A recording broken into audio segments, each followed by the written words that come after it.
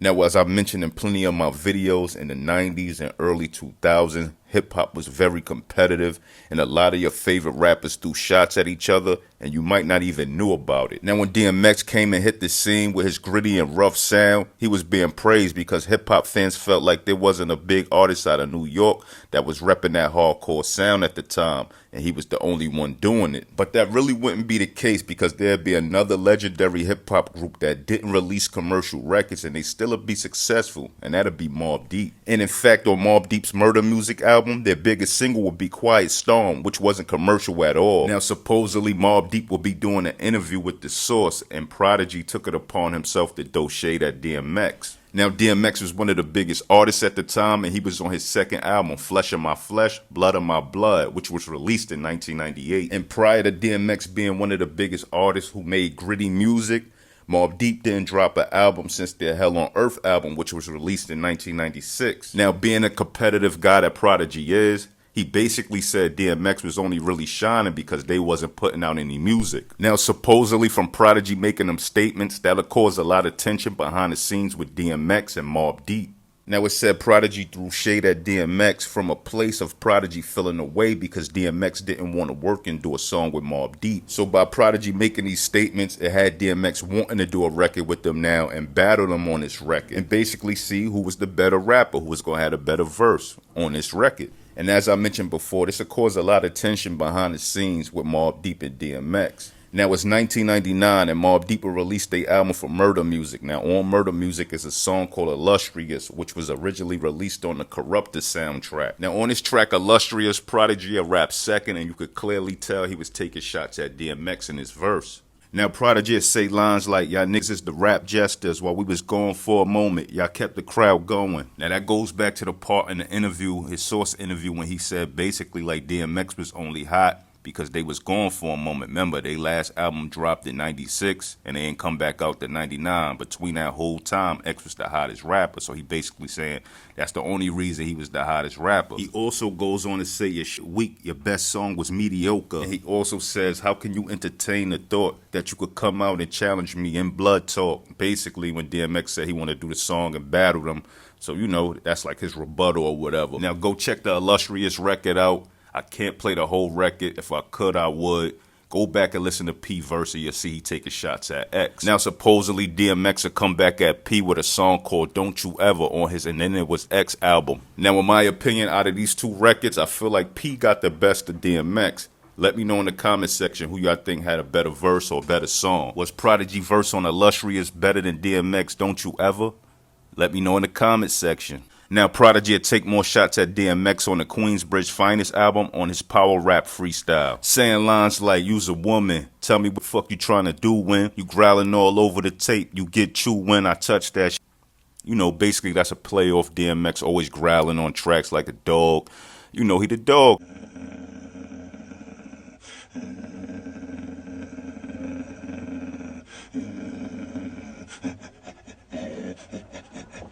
So he growl on tracks. That seemed like more shots at DMX. Now, keep in mind, these were all subliminal, so it's hard to say who they exactly aimed at unless they put a name on it. But like I said, the 90s, 2000s, people were competitive, and they threw shots around at each other. Now, rest in peace to Prodigy, rest in peace to DMX, two of my favorite rappers. You know, jump in my comment section and let me know who was the better rapper to y'all, DMX or Prodigy.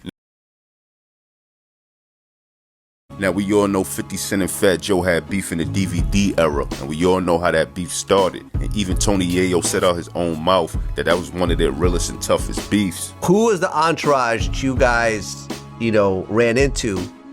Who was the most, like, militant? I would say Fat Joe on them.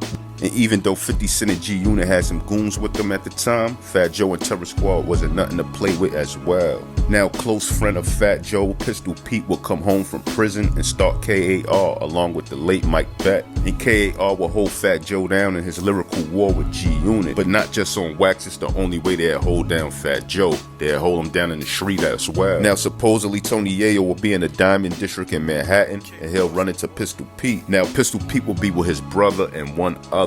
And it's said that his guys try to get at Tony Yayo. Now, when the story first circulated, it was said that Tony Yayo seen Pistol Pete Pete and he ran and hid in the jewelry store, but Tony Yayo denied any claims of ever running. So Pete, he was gonna go all the way. Like Pete, my man, one time I ran into him in the Diamond District. He said I ran, but I put it on my father, I didn't run. But look, I had two of my mans with me. He had two little Spanishes that looked like they, dance with the knives. He had two little grimy niggas with him. So, like, Joe got niggas. His brother was somebody, right, in the Bronx, right? I believe his brother was somebody. Joe had nigga that was ready to die. That's when I realized, them Bronx niggas was crazy. Now, Pistol Pete brother actually told this story, and he basically said he was the one who initiated getting at Tony Yayo, and he charged at Tony Yayo, and Tony Yayo ran and had himself locked inside the jewelry store. I can remember is that I definitely ran towards him, and he was inside the jewelry store.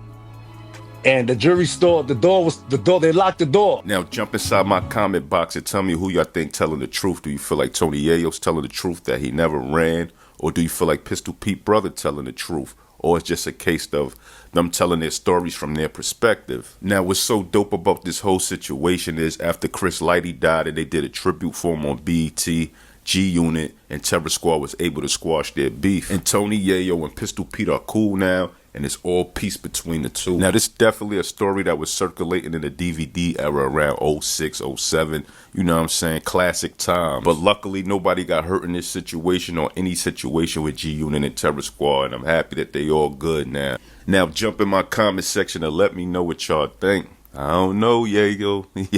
Yayo might have got up out of there, baby. Put them skates on. He seen them Spanish dudes coming, and he got up out of there, maybe. I don't know. Now, with all the success of 50 Cent, G-Unit became one of the biggest record labels in the rap game and gave us artists like Lloyd Banks, Tony Yayo, The Game, Young Buck, and Olivia. But shortly after G-Unit released their multi-platinum album Beg for Mercy, it seems like G-Unit started recruiting new members to the label around 04, 05. And some of them new recruits would be Mobb Deep, M.O.P., Murder Mace, and Spider Loc. Now, Spider Loc is a Crip from California, and he's from the 97th Street East Coast Crips, and at one time he had somewhat of a reputation of being a serious dude. Now, during G-Unit beef with Terror Squad, that'll bring me to one of the run-ins between the two crews that been spoke about several times, and that will be at 2005 VMAs. Now, at this VMA show, Fat Joe and 50 Cent will both get on stage and trade jabs at one another. I like to tell the people home, I feel so safe tonight.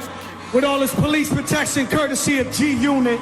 Now, according to Spider Loc, the night of the VMAs, Spider Loc claims him, Mace, and G-Unit entourage would try to confront Fat Joe and Terror Squad backstage and ended up chasing them backstage through a door where police were, letting Spider Loc, Mace, and the G-Unit entourage know nothing would be going down right there. You see the Terror Squad get up as a group, like they finna exit the building. They cross directly across the arena too, like on the side where the game at. So when dead homies, cuz, on my mama, cuz, when I see niggas, I like, hey, cuz, do y'all know how to get to where the cars at from where they going? Because they like in the arena, you get out, and you go through the little tunnel, they finna disappear out of sight. The homies was like, yeah. So immediately we get up, our whole road, we going backstage, full speed, trying to find these. We get to a point to where we going down, it's a hallway where a door entering right there. Fat Joe and them Terror Squad, full speed, nigga.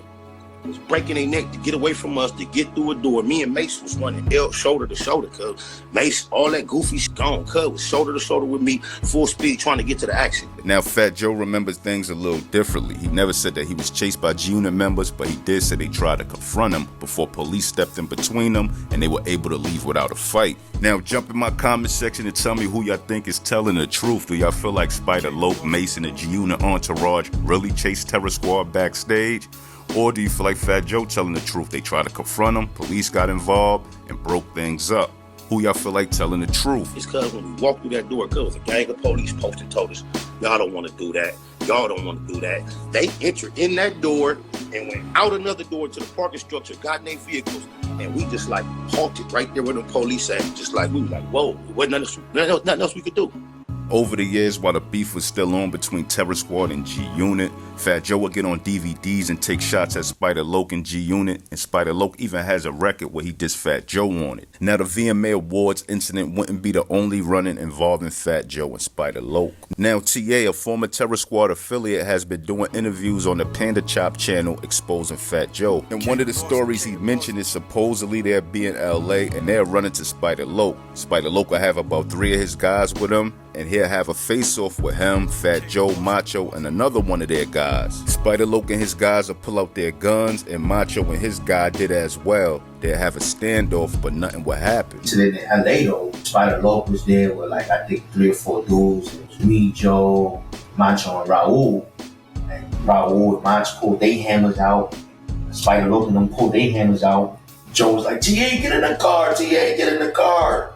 And I jumped in the car, Joe jumped in the car, but Macho and Raul was outside the car. Spider Loc and them, they got their guns out. So it was like a stare down, but nothing never happened though. Now, it's a good thing that nothing popped off when they had their standoff and they just was gripping their guns and nobody decided to shoot, because, you know, things could have got ugly, you know what I'm saying? But luckily, they used their head and they decided not to pop it off. Now, as far as Spider Loc and Fat Joe, it still could pop off if they run into each other, because Spider Loc still be coming at Joe.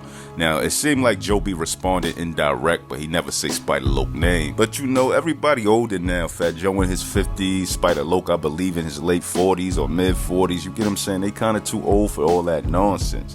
But jump in my comment section and let me know how you feel. Now, the rap of the game is no stranger when it comes to having issues with other rappers. He done had feuds with 50 Cent and G Unit, Beanie Siegel, Meek Mill, Memphis Bleak, and the list goes on. But in today's video, we gonna speak on a situation the game will have with another LA rapper, Ras Kass, where things got physical. Now, if you're not familiar with Ras Kass, he's a rapper from Los Angeles, California. Ras Kass is very popular on the West Coast and would get his big break in 1996, dropping his first solo album for Soul on Ice, and his sophomore album just 2 years later for Assassination under Priority Records. Ras was also a member of the Horsemen, which includes Cannabis, Killer Priest, and Corrupt. Ras will have problems with his record label and face legal issues for DUI and spend over 1.5 years in jail. Once Ras Kass was released, he'll jump back in the mixtape scene dropping music. In 2005, Ras will put out his mixtape for Institutionalized, and on a record called Caution, Ras says, "See, you was raised to run. Get 1,000 tattoos won't raise your gun. So when you get murked, I'ma raise your son." And being that the game was the hottest rapper on the West at the time, and he just put out his Like Father, Like Son record off his documentary album, he felt like these balls was aimed for him. Now, while Ras Kass was on tour with Rakim, the game would see Ras Kass in a LA nightclub, and according to the game, when the night ended, he would approach Ras Kass to ask him about his lines he said on Caution, but Ras Kass would brush him off, and according to the game, he would punch Ras Kass and knock him out. I looked in his face, asked him about 3 questions, he said something wrong, and I knocked his ass out. Now, when Ras Kass is asked about this situation, he says the game had 30 guys with him that night, and they jumped him and one of his homies, but he never was knocked out. I'll tell you what you did to me. I'm going to be honest with you. Okay, I got a little black guy. 30 against 2. Now, Ras Kass would drop a diss track coming at the game after this altercation called Hush Little Baby. Now, on his track, Ras admits that the game hit him in the head from behind with a bottle. Now, jump in my comment section and let me know who y'all feel telling the truth. Do y'all feel like the game approached Ras Kass man to man and knocked Ras Kass out when he began to be disrespectful? Or do y'all feel like the game approached Ras with 30 of his guys, hit him in the head with the bottle, and jumped Ras? Let me know in the comment section. Now, Ras Kass would continue to come at the game and drop another diss record called Game Over, and also he came at the game on his King of the West song off his Eat or Die mixtape in 2006. The game would never respond to Ras Kass on wax, but these two would send shots at one another whenever the other one name is brought up in an interview. Now, it's said that things would get physical again between Game and Ras in 2011. Now, supposedly Game and Ras will be in the same club on New Year's Eve, and the two will have a physical altercation. Now, the game would make a tweet about this situation and say, "Gave Ras Kass a 2-piece nugget meal in the club the other night. He went down in the first round like the last time. Same soft chin, different clothes." And Ras Kass will make a tweet about this situation as well. He says, 2011 starts out right. Me and the game had a rumble. Do way, you don't punch and run. We got the pick. Happy New Year's. Now, one thing I want to say, anytime these two have an altercation, they have two completely different stories. So jump in my comment section and tell me who y'all think is telling the truth.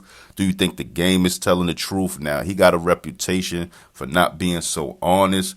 So let me know who y'all feel telling the truth, Ras Kass or the game. But luckily, this beef was years ago, and I'm quite sure that it's all swept under the rug, and it's behind them, and they passed it. Nobody got hurt seriously, and nobody was killed or whatever. So I'm quite sure they can move on from it. Now, in 2013, Juelz Santana will put out a mixtape called God Willing. Now, on this mixtape, he has a song called Soft, featuring Rick Ross, Meek Mill, and Fabolous. Now, on Juelz's verse, he'll use legend from Run DMC, Rev Run's son, Jojo Simmons, as a reference, saying, my diamonds be shining like a snow cone. I'm so froze. As far as this dough go, I'm Russell Simmons, you Jojo. Now, Jojo Simmons, who was trying to pursue a rap career and following his dad's footsteps, wouldn't take Juelz's line so well, and decided to respond to Santana, dropping a diss record to him called Holy Water. Now, supposedly a few months later, after Holy Water was dropped, Juelz Santana, homeboy and member of Skull Gang, Hanif, would see Jojo in a store in Queens, accompanied by two of his peoples, and approach him. Now, after realizing it was Jojo Simmons, after having brief words, Hanif would grab Jojo out the store by his shirt collar and call Juelz Santana on the phone and made Jojo apologize for his Santana diss record. Now, according to Hanif, he says he would let Jojo go because he was about to square up with the other two guys that Jojo was with, and Jojo would run off, still holding Hanif's phone, hop in his truck, driving north, and even leaving his people. Then he ran away with my phone and all that. Left his man, he left his two mans there and all that. Now, Hanif would get a picture of him yoking up Jojo, and this picture would go viral. Now, Jojo would respond to the situation in an interview where he had Crip members behind him, and Jojo would basically let it be known he wasn't about that life, he wasn't about violence, and he was a good kid growing up. I'm not really into the violence. I'm not really into the thug life. I'm saying I grew up a very good kid. Now, Jojo Simmons would make a few tweets after this response video came out, and some of the tweets would say, I'm not in the gang nor am I affiliated. Media outlets mix up words and stories. I was at a video shoot. I answered a question in an interview. I don't really speak on this situation because I don't want to shed light on the negativity. I made a diss record and dealt with the consequences. Hashtag moving on. Now jump in my comment section and let me know how y'all feel. Do y'all feel like Hanif was wrong for yoking up Jojo Simmons when he seen him for dissing Juelz, or is all fair and war? He made a diss record at Juelz. He his man, so when he seen him, he got at him. Let me know what y'all think in the comment section below. Now, Juelz would eventually speak on this situation with Jojo as well. Now, he was at Philly Power 99 radio station, and when asked about Jojo, he had this to say. Nothing. It's just, you know, it's cool. He's cool. We cool. It's cool. Nothing happened. Nothing going on. Now, Hanif would do a video on this situation of catching Jojo lacking as well, and he basically let it be known if he wanted to have his way with Jojo, he coulda. Now, eventually, this whole situation between Jojo Simmons and Juelz would die out. You know, Juelz never responded on the track because he probably don't feel that Jojo is a worthy person to respond to, and he probably don't think that he really liked that, so it was a waste of time for him saying anything to him. So, you know, it just died out. Now, I do want to say this. Listening to Jojo Simmons' Holy Water diss record to Juelz, it wasn't whack. Come on, I ain't gonna front. It wasn't whack. Maybe I'm wildin'. Jump in my comment section and let me know if I'm wildin'. But it wasn't whack. I just feel like Jojo had the stigma of being corny and can't rap, so anything he made, people said was whack. Somebody please explain to me, how does Red Cafe have the same chain as Pharrell, and he doesn't have Pharrell money? Now, in that clip I just played is how the whole back and forth with Rell and Red Cafe was started. Now, after that vlog came out, Rell would do plenty interviews and say his problems with Red Cafe started because he was picking on Red Cafe because he ain't like his jewelry and he felt they were fake. Basically, I picked on him because I ain't like his jewelry. Now, this whole little situation with Rell and Red Cafe was more like Rell trolling Red Cafe because this whole little situation between the two was somewhat one-sided. Now, Rell would do plenty interviews and vlogs trolling Red Cafe about his jewelry, and Rell would even go on and drop a record called Rumors where he takes shots at Red Cafe saying, sorry Cafe, we already have a Fabolous. Now, I'm guessing Rell was trying to say that Red Cafe was trying to be like Fabolous at the time. I don't know. He just was picking at him. You get what I'm saying? Now in Rell vlog series for Ruger Stories, Rell will go on and say he seen Red Cafe at Summer Jam after he took shots at him on his Rumors track, and Red Cafe ain't say nothing. Now Ruger also goes on to say that he told Fab he loved him, but he don't rock with Red Cafe, and he even went on to say that Red Cafe's a bitch in a hole. He says he don't even deserve the rep Street fam. Now I'm going to put that whole little vlog on the screen. Y'all go check that out if y'all haven't. I can't play the audio because it got music in the background. Now, Red Cafe will finally respond to Rell after being trolled for the longest while he's performing on stage live at SOBs. I'm talking real shit. I'm talking LL. They talking back shit. They talking Rell. Now, that clip of Red Cafe getting at Rell at his show was in 2008. Now, in 2009, Red Cafe would do an interview with RapRadar.com, and he basically told Angela Yee Rell was a frustrated artist. Now, I'm going to be honest again. You know, at the time, Rell had an independent deal with Baby Grenade, Baby Grande, however you say it. I don't remember how you pronounce it.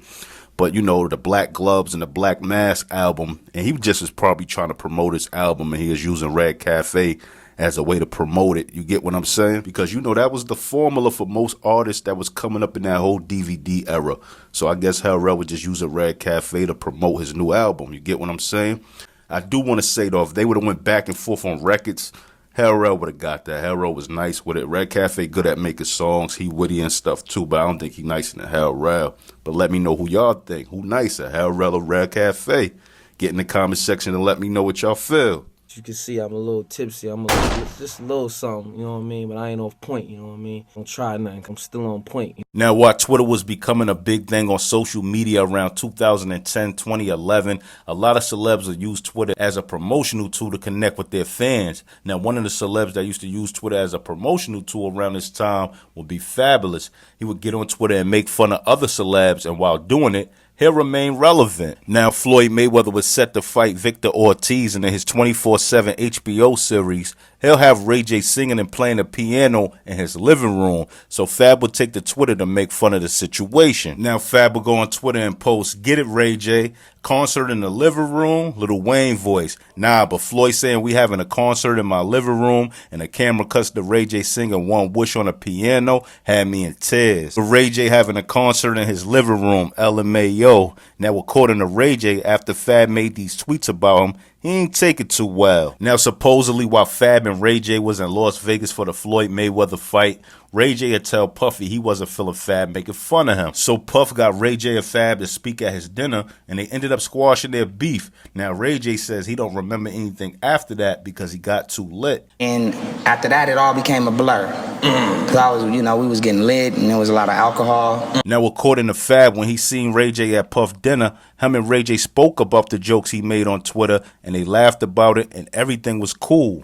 We all laughed about that, joked about it. He was cool. He sat down. He ate some chicken. Everything was cool. Now, following Puffy dinner, Fab will be having a show at Palms with Jadakiss and Styles P, and Fab says he basically running to kiss 50 Cent and Floyd and Ray J in the hallway, and Ray J basically would approach him and tell him that he wasn't feeling the jokes he made on Twitter. Now, at this point, Fab is confused because him and Ray J spoke prior at Puffy dinner, so Fab thought everything was squashed, but Ray J continued to talk about the situation, and according to Fab, Ray J got kind of physical with his hands and was basically poking him and touching him. Now, Fab said he basically felt like Ray J was getting a little too aggressive and he wasn't playing anymore, and he was actually serious about the things he was saying to him. So Fab would tell Ray J to stop touching him and putting his hands on him. First of all, don't touch me no more. Don't touch my body in any form or way. Don't touch me. So he's like, "What you mean don't touch you, Fab?" And that's when Ray J gave Fab like a push to his chest. And supposedly Fabolous would basically grab Ray J up, getting the best of him. From there, he leaned back, and then he pushed off of me at my chest.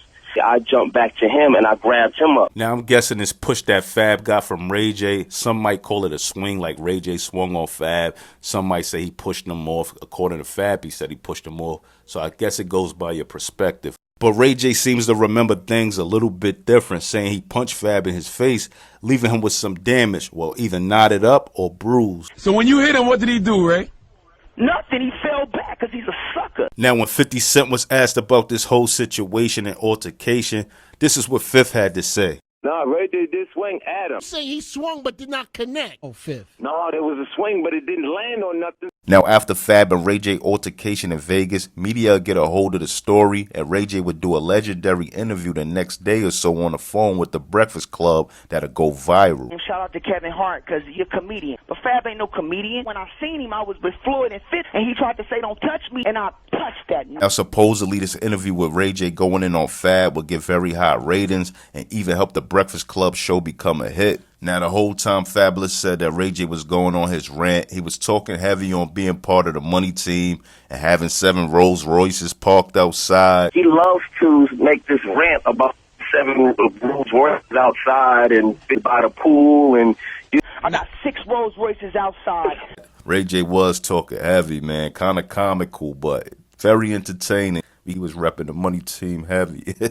Tell me what y'all think. Like, do you think Ray J really popped it off on Fab and Fab just took it on the hop? Or maybe Ray J just thought he popped it off on Fab. But Ray J did say after, you know, everything happened the first night and they squashed everything was a blur.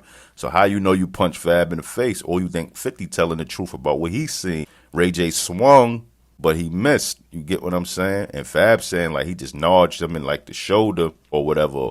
Like, and you know that could look like a punch, but tell me who you think got the correct side of the story.